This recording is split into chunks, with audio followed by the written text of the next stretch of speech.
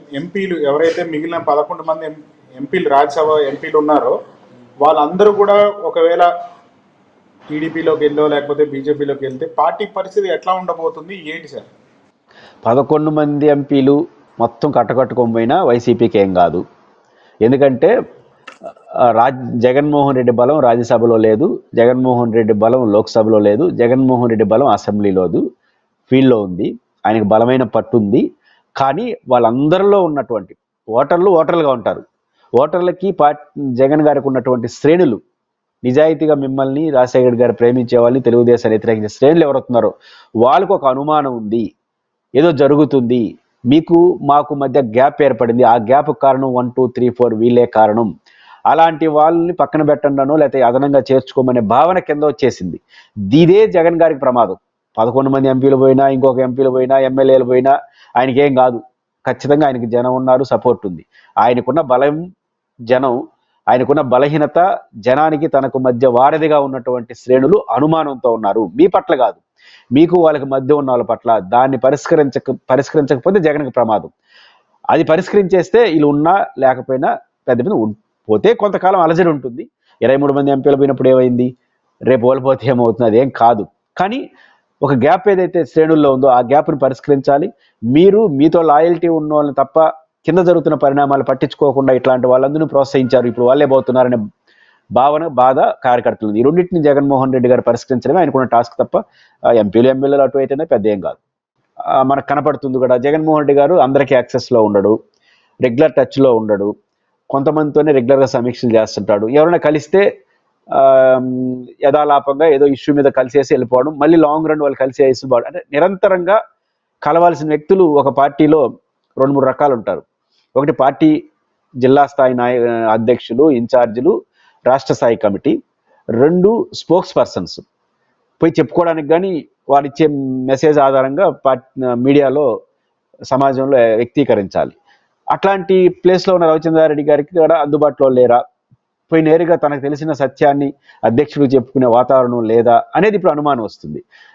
దీన్ని ఎట్లా నమ్ముతారు ప్రజలు అంటే, పార్టీ శ్రేణులు, ప్రజలకు పెద్ద పట్టించుకోరని పార్టీ శ్రేణులు ఎట్లా నమ్ముతారంటే, ఏమనుకుంటారు, జనరల్గా ఒక మెసేజ్ ఉంది కదా, జగన్మోహన్ రెడ్డి గారికి అందరినీ కలవడు, విస్తృతంగా నాయకత్వంతో మాట్లాడు అనే విమర్శ అయితే ఆయన మీద ఉంది. అది నిజం కూడా చాలా వరకు. కానీ చాలా పరిమితమైన వ్యక్తులు, ఆ పరిమితమైన 4-5 ఇద్దరు. ఇప్పుడు ఎట్లా చెప్పాలి జగన్ గారికి? కాబట్టి జగన్ గారికి అందుబాటులో లేకపోవడం ఇది ఒక బలహీనతగా చూడాలి. ఇక్కడ రవిచంద్రారెడ్డి గారు చేసిన ఆరోపణలు జనం పెద్ద పట్టించుకోరు, నమ్మేది కూడా తక్కువే. కానీ పాయింట్ ఏంటంటే, జగన్ గారికి చుట్టూ ఉన్న వాళ్ళ పట్ల కొన్ని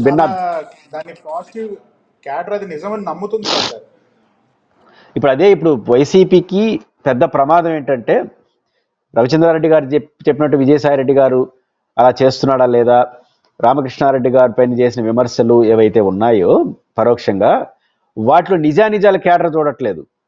సమస్య ఏంటంటే, జగన్మోహన్ రెడ్డి గారి పట్ల ఆయన పార్టీ శ్రేణులు బలంగా నమ్ముతుంది ఏంటంటే, జగన్మోహన్ రెడ్డి గారి మంచి వ్యక్తే, కానీ ఆయనకి పార్టీ శ్రేణులకి కొంతమంది మధ్యవర్తులుగా చేరి అడ్డుగోడలుగా నిలిచిపోయినారు, జగన్మోహన్ రెడ్డి గారిని తప్పుదోవ పట్టించినారు అనే భావన ప్రజల కేడర్లో ఉంది. నిజాల తర్వాత దానికి తగిన ఆధారాలు కూడా లేవు. నిజంగా లోపల ఏం జరుగుతా ఉందో, వీళ్ళు జగన్ గారికి ఏం చెప్తున్నారో, జగన్ గారు ఈయనకి ఏం చెప్తున్నాడో మనకు తెలియదు, వాళ్ళ 5-6 మందికే తెలుస్తుంది. కానీ సమాజంలో ఉన్న శ్రేణులు ఏమనుకుంటున్నారంటే, వీళ్ళే కారణం అనుకుంటున్నారు, వీళ్ళ వల్లే జగన్మోహన్ రెడ్డి గారు ఓడిపోయారనే అంత భావన శ్రేణుల్లో ఉంది. దీన్ని పరిష్కరించాల్సిన బాధ్యత జగన్ గారిది. నిజాలు మీరు మాట్లాడుకోండి లోపల, కానీ శ్రేణులు ఇట్లాంటి అభిప్రాయం, మీ చుట్టూ ఉన్న 1, 2, 3, 4 పట్ల ఒక అనుమానం శ్రేణుల్లోకి వచ్చేస్తే అది చాలా పెద్ద ప్రమాదం పార్టీకి. రేపు మీ దగ్గరకు రావడానికి, పనిచేయడానికి భయపడతారు. అది ప్రతిపక్షంలో ఉన్నారు. రేపు జగన్మోహన్ రెడ్డి గారు కాదు కదా శ్రేణులకు పిలిపించేది.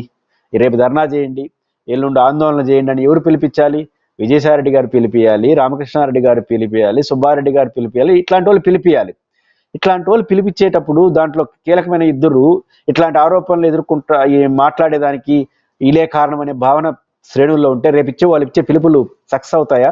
వాళ్ళు రిసీవ్ చేసుకుంటారా? ఎమ్మెల్యే సీట్లు ఆశించే వాళ్ళు, జిల్లా నాయకత్వం ఆశించే వాళ్ళు వాళ్ళతో బాగానే ఉంటారు, ఎందుకంటే రేపు వాళ్ళే డిసైడ్ చేస్తారనే భావన ఉంది కాబట్టి. కానీ వాళ్ళు కాదు కదా ధర్నాలు, రాష్ట్రాలు చేసేది శ్రేణులు, వాళ్ళు నమ్మరు. కాబట్టి ఖచ్చితంగా ఈ అపవాదు, ఈ గ్యాప్ ఏదైతే ఉందో జగన్మోహన్ రెడ్డి గారు దీన్ని పరిష్కరించాలి. ఖచ్చితంగా నేనే వింటున్నాననే భావన పైపించి తన చుట్టూ ఉన్న వాళ్ళ పట్ల విమర్శలు వచ్చినప్పుడు కొంతకాలమైనా లేదు జగన్ గారికి చెప్పుకునే మార్గం ఒకటి ఉంది అనే దానికి 2 మార్గాలు. ఒకటి, ఆయన కోటరీని విస్తృతపరచాలి. కోటరీ మీన్స్ కమిటీని కావచ్చు, ఆయన చుట్టూ ఉన్న యంత్రాంగాన్ని.